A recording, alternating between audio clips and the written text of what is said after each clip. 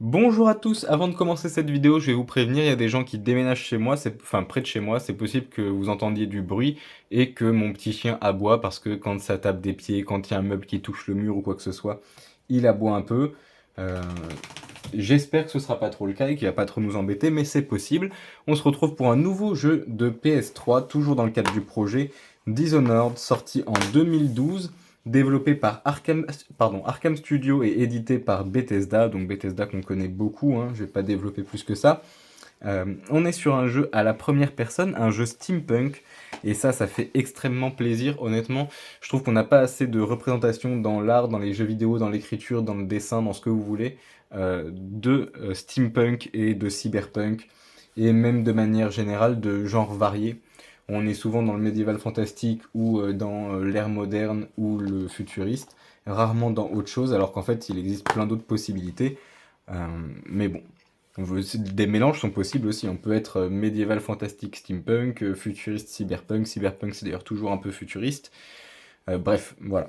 On est du coup, pardon, je divague et du coup je me perds un petit peu. On est sur un jeu Peggy 18 qui, comme on peut le voir ici, a été lauréat pardon, de plus de 50 récompenses à l'E3. Je crois que c'est l'E3. Oui, c'est ça, c'est un L apostrophe, ok, oui. À l'E3, voilà, donc avec les trois petites médailles. On est sur un jeu un joueur. Oh là là, c'est tout. C'est pas la meilleure boîte, hein, mais comme d'habitude, c'est souvent des jeux d'occasion. On est sur un jeu un joueur avec un stockage de 5 Go minimum, DualShock 3, PAL HD 720p avec des fonctionnalités réseau. On y retrouve de la violence et du langage grossier. Ça tourne sur l'Unreal Engine. Pardon, pardon, je divague encore. Dis donc, c'est vraiment une soirée où je divague. Euh, on a trois jeux dans cette série, donc ça c'est le premier, mais on a aussi Dishonored 2 et Dishonored 3. On retrouve également dans le même univers un autre jeu qui n'est pas de la série Dishonored, qui est Deathloop, sorti en 2022, si je dis pas de bêtises.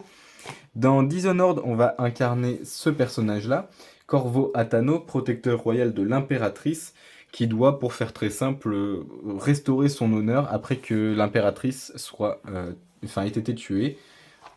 On est globalement sur un univers regroupant plusieurs îles et un continent inconnu, je crois pas qu'on y aille dans le jeu, il me semble pas, qui s'appelle Pandicia. On pourrait aller plus loin en disant que c'est une monarchie constitutionnelle, etc. Mais je vous laisserai plutôt découvrir le jeu, car selon moi c'est un bon jeu. On va commencer par parler de tout le reste. On peut voir que sur la couverture, on a des zones brillantes, argentées, au niveau du masque, au niveau de la lame, au niveau de certaines choses autour. À l'arrière aussi, le masque du personnage est argenté et reflète du coup la lumière. Ça, c'est des choses que j'apprécie grandement dans les boîtes. On perd la beauté des boîtes, mais honnêtement, il y a quand même tout un marketing, tout un travail de design, de graphisme autour qui du coup se perd et qui est dommage. Maintenant, on montre plutôt des images de gameplay, des choses comme ça, des trailers. C'était déjà le cas avant, mais maintenant on insiste plus dessus, il n'y a plus de boîte, donc on passe dessus. Malheureusement, on a la même représentation sur le CD, sur le livret et sur la boîte. Mais à la limite, quand la boîte est d'aussi bonne qualité visuellement et que sur le CD, pareil, on a eu déjà d'autres CD, par exemple Time Shift, pardon, c'était tout flou, c'était vraiment un endroit d'un dessin qui a été zoomé en fait. Là, on est vraiment sur quand même de la qualité, du beau visuel. Donc, c'est un peu dommage, mais c'est pas vraiment grave. On retrouve ici du coup le livret habituel qu'on retrouvait dans tous les jeux de PS3 qui est décoré et en couleur. Ça c'est à noter et c'est agréable parce que souvent ils sont en noir et blanc. Donc là on a de la couleur avec des photos des personnages, avec du gameplay, des illustrations, des choses comme ça. Donc ça fait plaisir. Et à l'achat il y avait aussi une petite pub pour Prometheus en Blu-ray qui est toujours dedans. J'ai laissé tout ce qui était à l'intérieur de base. On est bien sûr sur un disque Blu-ray en Dolby Digital, mais ça, on s'en doutait. À l'arrière, on peut retrouver une petite notation de jeuxvideo.com jouissif point d'exclamation.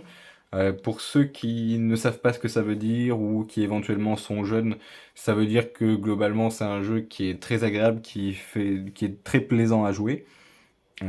On peut retrouver la vengeance et le remède à tous les maux. Vous incarnez Corvo Atano, autrefois fidèle garde du corps de l'impératrice, accusé à tort de son meurtre et doté de pouvoirs surnaturels. Vous devenez un assassin qui recherche à se venger de ceux qui ont détruit sa vie. Vos choix influeront sur votre destin et celui de l'Empire. Une ville sans pareil, rôdée dans les rues de Dunwall, ravagée par la peste, où l'industrie se mêle du mysticisme, usez de pouvoirs surnaturels, invoquez des nuées de rats, figez le temps et utilisez votre arsenal pour venir à bout de chaque ennemi, façonnez votre destinée selon vos choix, déplacez-vous comme une ombre et choisissez de ne laisser que le chaos dans votre sillage. L'issue de chaque mission dépendra de votre approche. C'est un jeu que j'ai globalement bien aimé.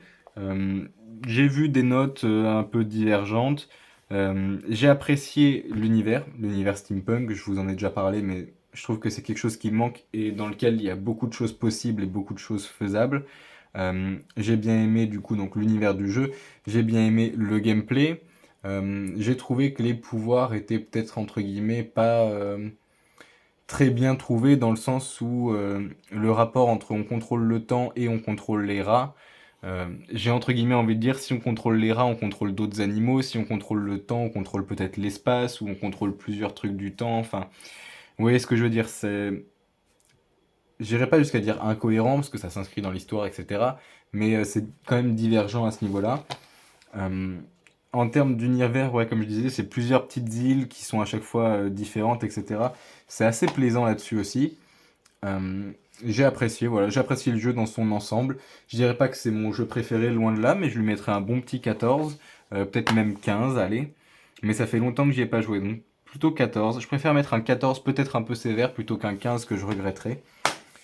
C'est un jeu que globalement je vous conseille, que j'ai trouvé à partir d'à peu près 3-4 euros jusqu'à une vingtaine, 25aine d'euros en occasion et reconditionné. Neuf, il doit être plus cher, je pense. Mais c'est un jeu agréable. Je suis en train de remarquer que j'ai noté nulle part, que je vous ai pas dit et que je me souviens pas sur quelle plateforme il était sorti. J'aurais tendance à dire Xbox 360, PS3, PC et peut-être PS4, Xbox One. Mais je vous raconte peut-être n'importe quoi, donc n'hésitez pas à vérifier. Je pense qu'on a à peu près fait le tour. Je vous dis merci à tous et bonne journée.